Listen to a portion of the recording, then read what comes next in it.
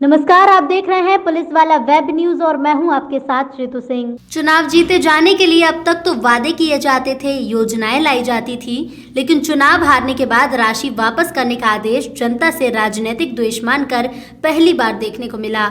दरअसल उपचुनाव 2020 में भिंड जिले में 2 सीटों पर चुनाव हुए, जिसमें एक सीट मेहगांव विधानसभा से भाजपा के खाते में गई, तो वहीं गोहद में जनता ने भाजपा को नकार दिया, जिसके परिणाम स्वरूप अब विकास कार्यों के लिए स्वीकृति हुई राशि को वापस लेने का निर्णय सत्ता पर काबिज हुई शिवराज सरकार ने लिया है।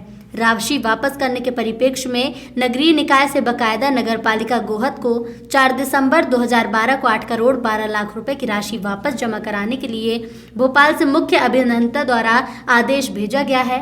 हालांकि इस मामले में गोहद के नगरपालिका अधिकारी 3 करोड़ रुपए की राशि वापस कर दी गई है और कांग्रेस के सांसद प्रत्याशी रहे देवाशीष जरारिया ने इसे जनता के प्रति सरकार का गुस्सा करार दिया है। देवाशीष जी, जिस प्रकार उपचुनाव से पहले शिवराज सिंह और ज्योतिया सिंधिया ने गोहद के विकास कार्यों के लिए जो राशि स्वीकृत की थी, अब हमें जानकारी मिली है वह राशि सरकार को वापस की जा रही है। उसके लिए सरकार ने पत्र भी भेजा है। इस पर आपका क्या कहना है? देखिए, निश्चित तौर पर उपचुनाव से पहले शिवराज सिंह चौहान जी की सरकार ने 812 करोड़ रुपए की परियोजनाएं गोहद के लिए स्वीकृत की थी और गोहद के वो उपचुनाव हारने के बाद पत्र आया है नगरीय प्रशासन कमिश्नर के द्वारा कि वो धनराशि वापस कर दी जाए और मुझे ये भी संज्ञान में आया है कि कुछ राशि वापस भी ले ली गई है।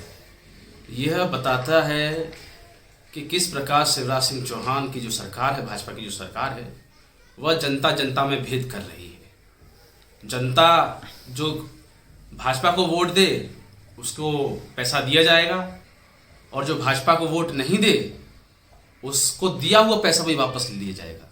मैं शिवराज सिंह चौहान जी से पूछना चाहता हूं, क्या गोहद की जनता का विकास नहीं होना चाहिए? क्या जहां पर कांग्रेस के विधायक जीते हैं वहां की जनता का विकास नहीं होना चाहिए? इससे एक और बात सामने आती है कि जो कांग्रेस आरोप लगा रही थी कि सरकार धनबल के माध्यम से और सरकार की मशीनरी का गलत दुरुपयोग करके इस चुनाव को अपने हाथ में लेने का प्रयास कर रही है, वह बात साबित हो जाती है। मैं पूछना चाहता हूं कि क्या ऐसी आवश्यकता पड़ी कि उपचुनाव से पहले आपने इतनी भारी भरकम राशि आपने पहले तो स्वीकृत कर दी। बहुत अच्छी बात है, चुनाव के माध्यम से ही सही जनता का विकास हो रहा था, लेकिन जब आपने देखा कि आप तो चुनाव हार गए वहां से, तो वो धनराशि वापस कर रहे हैं। इसका गोहद की जनता मुंह तोड़ जवाब देगी।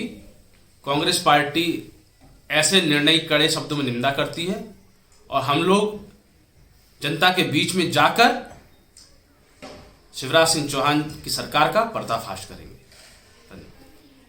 चुनाव में सर मुख्यमंत्री द्वारा सर राशि स्वीकृत की गई थी विकास कार्यों के लिए और आप सर वो वापस मांग रहे हैं, क्या कहना सर?